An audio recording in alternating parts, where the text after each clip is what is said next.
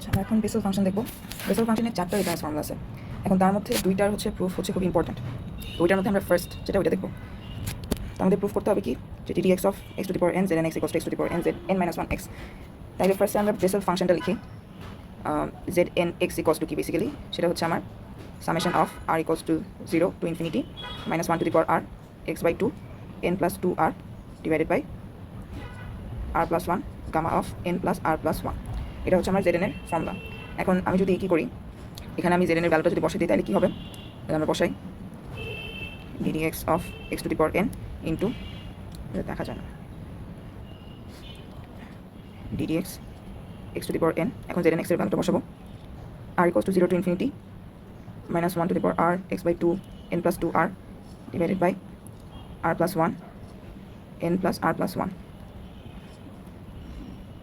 তাহলে equals to কী হবে, ddx x to the power n কে ভিতরে নিয়ে যাই আমি, r equals to 0 to infinity minus 1 to the power r, এখানে তাহলে একটা x to the power n আসবে, x by 2 n plus 2r divided by r plus 1 n plus r plus 1। এখন দেখো আমার যেটা আনতে হবে সেটা হচ্ছে z n মাইনাস 1।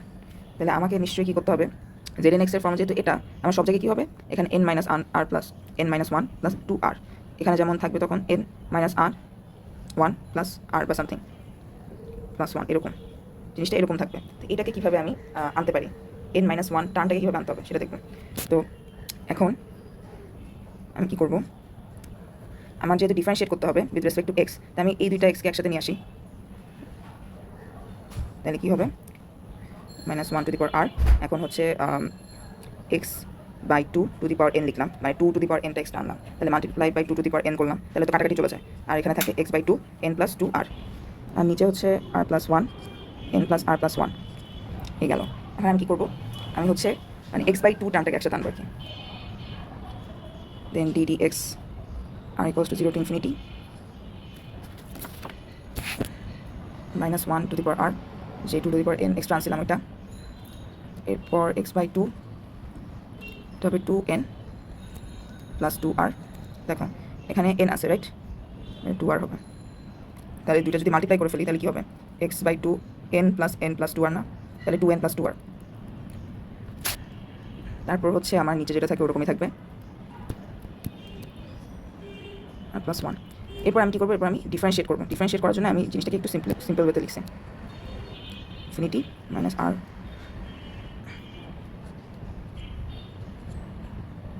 এখন আমি হচ্ছে ডিফারেন্সিয়েট করবো কোন টার্মটাকে, এটাকে 2n প্লাস 2r, এটাকে যদি করি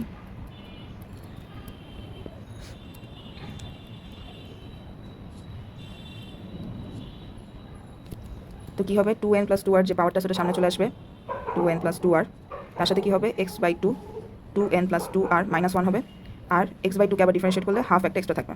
তাহলে এটাকে যদি একসাথে লিখি, minus 1 to the power r into 2 to the power n into half into 2 into n plus r into x by 2, এখানে লেখা যায় 2n প্লাস 2r মাইনাস 1, আর নিচে তো same plus 1 n plus r plus 1।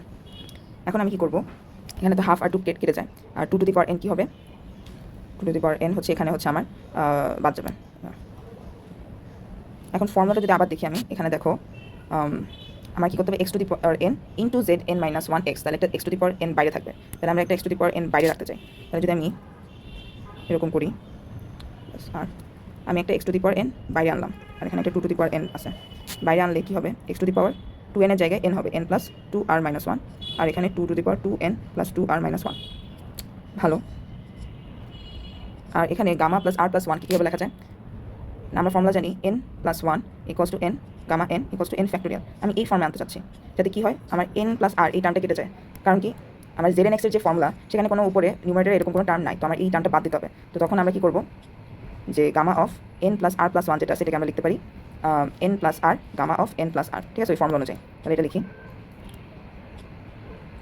তাহলে হবে n plus r gamma of n plus r, তাহলে এটা কেটে যায়, আর কী হবে 2 টু দি পাওয়ার n, আর এখানে যে নিচে আছে তাহলে ওটা কী হবে 2 to the power n plus 2r minus 1 হবে, আর equals to 0 to infinity minus 1 to the power r, এরপর হচ্ছে x to the power n into জিনিসটাকে একসাথে লিখি, তখন কী হবে পাওয়ার দুইটারই n প্লাস 2r মাইনাস 1 হবে, divided by r plus 1 n plus r হবে, ঠিক আছে।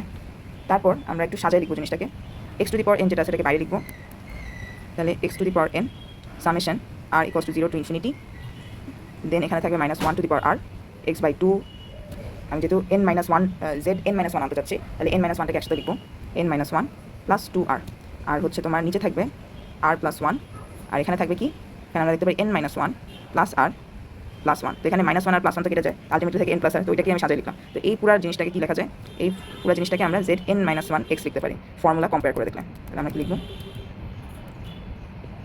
zn-1 x, এটা হচ্ছে আমার প্রুফ।